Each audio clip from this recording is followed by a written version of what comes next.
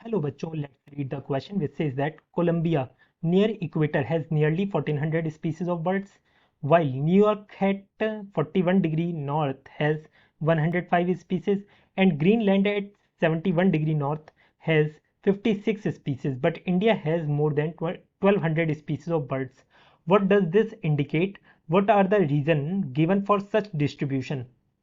ठीक है, देखिए यहाँ पर की कॉन्सेप्ट क्या है इस क्वेश्चन का? Here the key concept for this question is pattern of biodiversity. Biodiversity.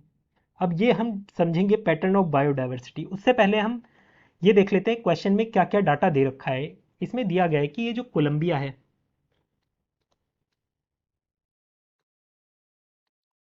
ये 0 डिग्री पर लाई करता है, इक्वेटर पे लाई करता है, और यहाँ पर आप लोगों को 1400 स्पीसीज देखने को मिल रही है बर्ड की।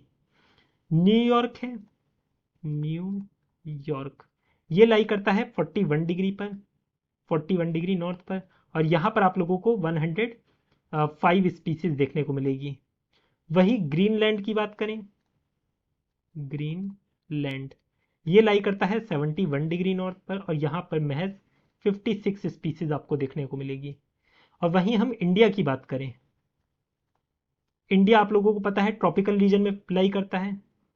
ट्रॉपिकल रीजन, अब ये ट्रॉपिकल रीजन क्या होता है ये भी मैं बता दूंगा। और यहाँ पर आप लोगों को 1200 स्पीसीज देखने को मिलती है। तो ये क्या चीज़ दिखाता है ये हमें बताना है, और इसके पीछे रीज़न देना है ऐसा क्यों है डिस्ट्रीब्यूशन। अब देखिए, मान लीजिए ये है सन, ये है सन, पीले रंग का सन, इधर लिख देते हैं सन। अर्थ हमारा इस शेप का होता है, इस शेप का, परफेक्ट राउंड नहीं होता वो अर्थ। ये है हमारा एक्सिस ऑफ रोटेशन, ये है इक्वेटर जो कि 0 डिग्री पर लाई कर रहा है। अब देखिए जैसे जैसे आप ऊपर जाते रहोगे यहाँ पर पोल्स आ जाएगा, ये नॉर्थ है ये साउथ है।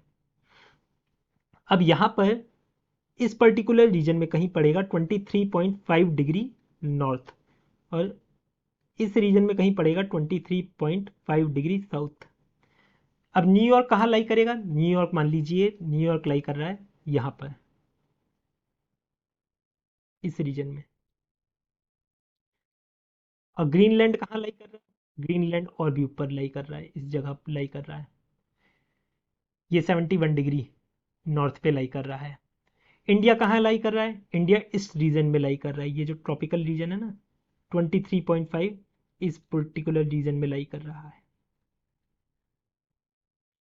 और ट्रॉपिकल रीजन कहाँ तक है? यहाँ तक है, ये पूरा ट्रॉपिकल रीजन है। अब होता क्या है, ये जो सनलाइट है, ये सनलाइट देखो डायरेक्ट कहाँ पर आ रही है? डायरेक्ट यहाँ पर आ रही है। इस वाले पर्टिकुलर रीजन में ये सनलाइट ज़्यादा आ रही है, डायरेक्ट आ रही है, जिस वजह से होता क्या है, इस पर्टिकुलर रीजन में प्लांट सबसे बढ़िया फोटोसिंथेसिस परफॉर्म कर पाते हैं, क्योंकि यहाँ पर एक तो टेम्परेचर ज़्यादा होता है, ठंड इतनी ज़्यादा नहीं पड़ती है, टेम्परेचर वेरिएशन नहीं होता है। ऐसा नहीं है कि सर्दियों में बहुत ज़्यादा ठंड पड़ जाएगी, बर्फबारी हो जाएगी, ऐसा नहीं होता है, जिसकी वजह से यहाँ पर प्लांट की प्रोडक्टिविटी ज़्यादा होती है। इसकी वजह से प्लांट पर फीड करने के लिए एनिमल्स भी ज़्यादा आते हैं। ये एक पर्टिकुलर इसका रीज़न है कि यहाँ पर सबसे ज़्यादा प्लांट की प्रोडक्टिविटी होती है।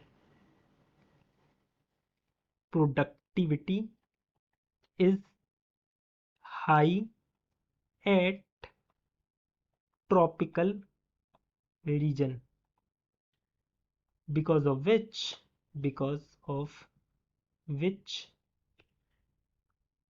biodiversity is high, biodiversity is high, इस वजह से बायोडाइवर्सिटी हाई रहता है। as you move towards pole it decreases, it decreases। अब क्यों डिक्रीज हो रही है? क्योंकि यहाँ पर सनलाइट प्रॉपर नहीं पड़ रही है, इसका ये रीज़न है।